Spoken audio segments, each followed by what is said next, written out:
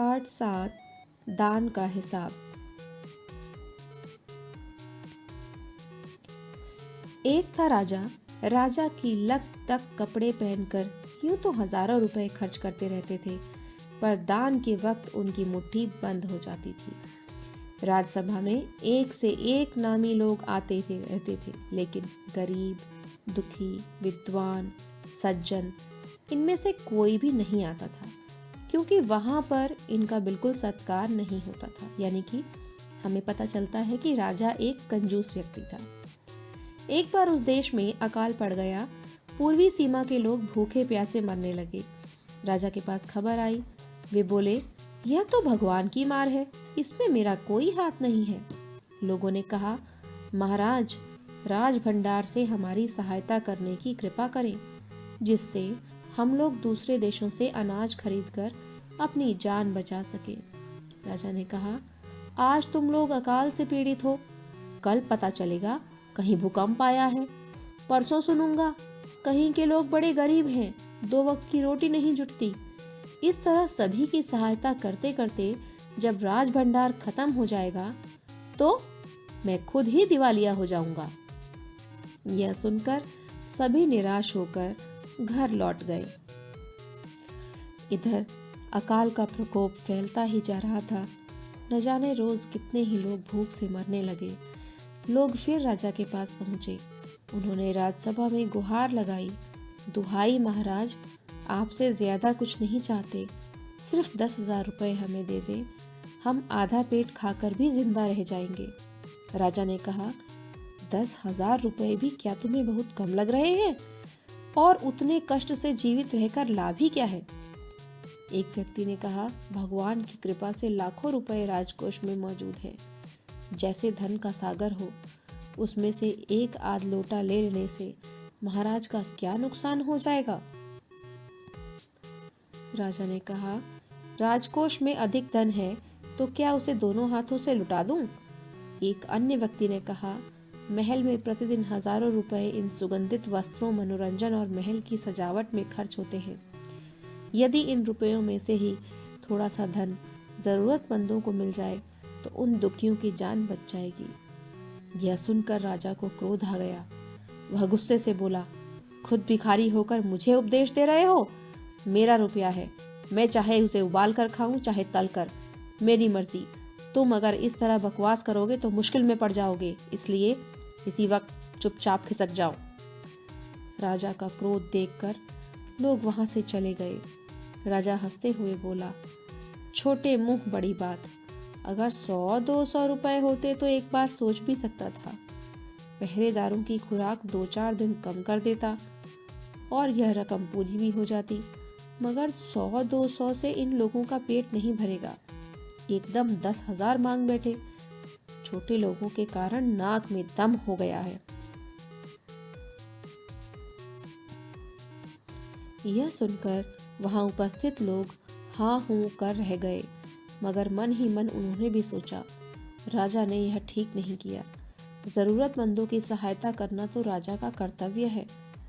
2 दिन बाद न जाने कहां से एक बूढ़ी सन्यासी राजसभा में आया।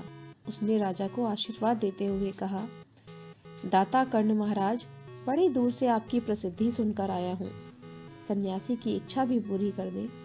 अपनी प्रशंसा सुनकर राजा बोला, जरा पता तो चले तुम्हें क्या चाहिए, यदि थोड़ा कम मांगो तो शायद मिल भी जाए। सन्यासी ने कहा, मैं तो सन्यासी हूँ, मैं अधिक धन का क्या करूँगा? मैं राजकोष से 20 दिन तक मामूली भिक्षा प्रतिदिन लेना चाहता हूँ।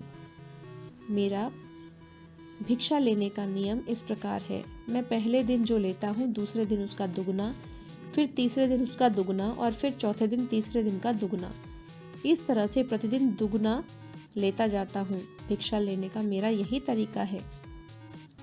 राजा बोला, तरीका तो समझ गया, मगर पहले दिन कितना लोगे? यही असली बात है। 2-4 रुपयों से पेट भर जाए तो अच्छी बात है, मगर एकदम से 20-50 मांगने लगे तब तो 20 दिन में काफी बड़ी रकम हो जाएगी। सन्यासी ने हंसते हुए कहा, महाराज, मैं लोभी नहीं हूँ, आज मुझे 1 रुपया दे दीजिए, फिर 20 दिन तक दुगने करके देते रहना।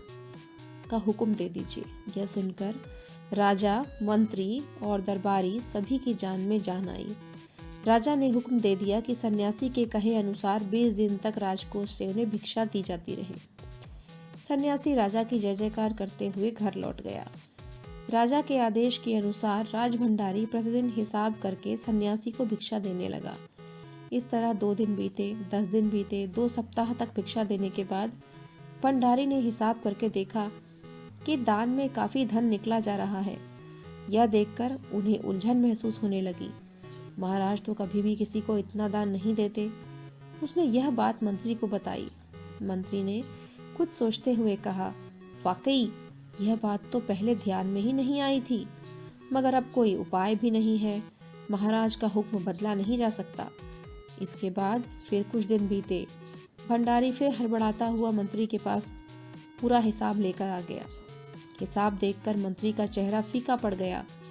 वह अपना पसीना पोंछकर, सिर खुजलाकर, दाढ़ी में हाथ फेरते हुए बोला, ये क्या कह रहे हो? अभी से इतना धन चला गया है तो फिर 20 दिनों के अंत में कितने रुपए होंगे? भंडारी बोला, जी पूरा हिसाब तो नहीं किया। मंत्री ने कहा, तो तुरंत बैठकर अभी पूरा हिसाब करो। भंडारी हिसाब करने बैठ गया। मंत्री महाशय अपने माथे पर बर्फ की पट्टी लगाकर तेजी से पंखा झलवाने लगे। कुछ ही देर में भंडारी ने पूरा हिसाब कर लिया। मंत्री ने पूछा, कुल मिलाकर कितना हुआ? भंडारी ने हाथ जोड़कर कहा, जी 10,48,575 रुपए। मंत्री गुस्से में बोला, मजाक कर रहे हो? यदि सन्यासी को इतने रुपए दे दिए तब तो राजकोष खाली हो जाएगा। भंडारी ने कहा, मजाक क्यों करूंगा, आप ही हिसाब देख लीजिए। यह कहकर उसने हिसाब का कागज मंत्री जी को दिया। हिसाब देखकर मंत्री जी को चक्कर आ गया। सभी उन्हें संभालकर बड़ी मुश्किलों से राजा के पास ले गए। राजा ने पूछा, क्या बात है? मंत्री बोले, महाराज राजकोष खाली होने जा रहा है। राजा ने पूछा, वह कैसे? मंत्री बोले, महाराज सन्यासी को आपने भिक्षा देने का हुक्म दिया है, मगर अब पता चला कि उन्होंने इस तरह राजकोष से करीब 10 लाख रुपए झटकने का उपाय कर लिया। राजा ने गुस्से से कहा, मैंने इतने रुपए देने का आदेश तो नहीं दिया था, फिर इतने रुपए क्यों दिए जा रहे हैं? भंडारी को बुलाओ। मंत्री ने कहा, जी सब कुछ आपके हुक्म के अनुसार ही हुआ है, आप खुद ही दान का हिसाब देख लीजिए। राजा ने उसे 1 बार देखा, 2 बार देखा, इसके बाद वह बेहोश हो गया। काफी कोशिशों के बाद उनके होश में आ जाने पर लोग सन्यासी को बुलाने दौड़े। सन्यासी के आते ही राजा रोते हुए अपने पैरों पर गिर पड़ा। बोला, दुहाई है सन्यासी महाराज, मुझे इस तरह जान माल से मत मारिए। जैसे भी हो एक समझौता कीजिए। अगर आपको 20 दिन तक भिक्षा दी गई तो राजकोष खाली हो जाएगा, फिर राजकाज कैसे चलेगा? सन्यासी ने गंभीर होकर कहा, इस राज्य में लोग अकाल से मर रहे हैं, मुझे उनके लिए केवल 50,000 रुपए चाहिए। वह रुपया मिलते ही मैं समझूंगा मेरी पूरी भिक्षा मिल गई है। राजा ने कहा, परंतु उस दिन एक आदमी ने मुझसे कहा था कि लोगों के लिए 10,000 रुपए बहुत होंगे। सन्यासी ने कहा, मगर आज मैं कहता हूँ कि 50,000 से 1 पैसा कम न लूंगा। राजा गिड़गिड़ाया, मंत्री गिड़गिड़ाए, सभी गिड़गिड़ाए, मगर सन्यासी अपने वचन पर डटा रहा। आखिरकार लाचार होकर राजकोष से 50,000 रुपए सन्यासी को देने के बाद ही राजा की जान बची। पूरे देश में खबर फैल गई कि अकाल के कारण राजकोष से 50,000 रुपए राहत में दिए गए हैं। सभी ने कहा, हमारे महाराज कर्ण जैसे ही दानी हैं। यह कहानी सुकुमार राय द्वारा लिखी गई है। इसके शब्दार्थ हैं, लक तक यानी भड़कीला या महंगा, वक्त, समय, नामी लोग यानी प्रसिद्ध लोग, खबर यानी समाचार, दिवालिया यानी जिसके पास एक भी पैसा ना हो, प्रकोप यानी कहर, गुहार लगाई यानी प्रार्थना की, रकम यानी रुपया पैसा, लोभी यानी लालची, हुक्म आदेश, मुक्त कर दीजिए, स्वतंत्र कर दीजिए, लाचार होकर, मजबूर होकर। आइए देखते हैं इस पाठ के प्रश्न उत्तर। राजा किसी को भी दान क्यों नहीं देना चाहता था? राजा किसी को भी दान इसलिए नहीं देना चाहता था क्योंकि वह कंजूस था। उसे ऐसा लगता था कि दान देने से राजकोष खाली हो जाएगा। राज दरबार के लोग मन ही मन राजा को बुरा कहते थे, लेकिन राजा का विरोध क्यों नहीं कर पाते थे? राज दरबार के लोग राजा का विरोध इसलिए नहीं कर पाते थे क्योंकि उन्हें राजा के क्रोधित होने का भय रहता था। वे सोचते थे, अगर वे राजा का विरोध करेंगे तो राजा उन्हें दंड देगा। राज्यसभा में सज्जन और विद्वान लोग क्यों नहीं जाते थे? राज्यसभा में सज्जन और विद्वान लोग का सत्कार नहीं किया जाता था, इसलिए वे सब राज्यसभा में नहीं जाते थे। सन्यासी ने सीधे सीधे शब्दों में भिक्षा क्यों नहीं मांग ली? सन्यासी ने सीधे सीधे शब्दों में भिक्षा इसलिए नहीं मांगी क्योंकि वह जानता था कि राजा बहुत कंजूस है और एक बार में वह बड़ी रकम नहीं दे सकता। राजा को सन्यासी के आगे गिड़गिड़ाने की जरूरत क्यों पड़ी? सन्यासी को भिक्षा देते देते राजकोष खाली होता जा रहा था, अतः राजकोष को बचाने के लिए राजा को सन्यासी के आगे गिड़गिड़ाना पड़ा। तुम नीचे दिए वाक्यों को किस तरह से कहोगे? दान के वक्त उनकी मुट्ठी बंद हो जाती थी, यानी दान के समय उनके हाथ में पैसे नहीं निकलते थे। हिसाब देखकर मंत्री का चेहरा फीका पड़ गया। हिसाब देखकर मंत्री घबरा गया। सन्यासी की बात सुनकर सभी की जान में जान आई। सन्यासी की बात सुनकर सभी ने राहत की सांस ली। लाखों रुपए राजकोष में मौजूद हैं, जैसे धन का सागर हो। राजकोष में इतने रुपए पैसे हैं जैसे धन का सागर हो। साथ ही हाथ बढ़ाना। कभी कभी कुछ इलाकों में बारिश बिल्कुल भी नहीं होती। नदी नाले तालाब सब सूख जाते हैं। फसलों के लिए पानी नहीं मिलता, खेत सूख जाते हैं, पशु पक्षी जानवर लोग भूखे मरने लगते हैं। ऐसे समय में वहां रहने वालों की मदद की जरूरत होती है। तुम भी लोगों की मदद जरूर कर सकते हो। सोचकर बताओ, तुम अकाल में परेशान लोगों की मदद कैसे करोगे? उत्तर: धन और भोजन सामग्री एकत्र करके मैं अकाल पीड़ितों को बचा सकता हूँ और उनकी मदद भी कर सकता हूँ। तुम्हारे विचार से राज दरबार में किसकी क्या क्या जिम्मेदारियां होंगी? मंत्री की जिम्मेदारी पूरे राज्य की देखभाल करना होता है। वह राजा के काफी निकट होता है और हर तरह के मामले में उसे उचित सलाह देता है। भंडारी की जिम्मेदारी राजकोष को सुरक्षित रखना है। पूरे राज्य के खर्च का हिसाब किताब रखना भंडारी का ही काम होता है। राजकोष में कितना धन है, उस धन का खर्च किन किन कामों में होता है, इन सभी बातों की जानकारी वह राजा को समय समय पर देता है। कर्ण जैसा दानी। सभी ने कहा, हमारे महाराज कर्ण जैसे दानी हैं। पता करो, कर्ण कौन थे? कर्ण कुंती के पुत्र थे। कर्ण जैसे दानी का क्या मतलब है? कर्ण बहुत बड़े दानी थे। उन्होंने अपना कवच कुंडल तक दान में दे दिया। उनसे बड़ा दानी कोई नहीं हुआ। कर्ण जैसे दानी का मतलब है कर्ण की तरह अपना सर्वस्व दान करने में जरा भी संकोच न करना। दान क्या होता है? गरीबों दुखियों की सहायता के लिए दिया गया धन दान कहलाता है। किन किन कारणों से लोग दान देते हैं?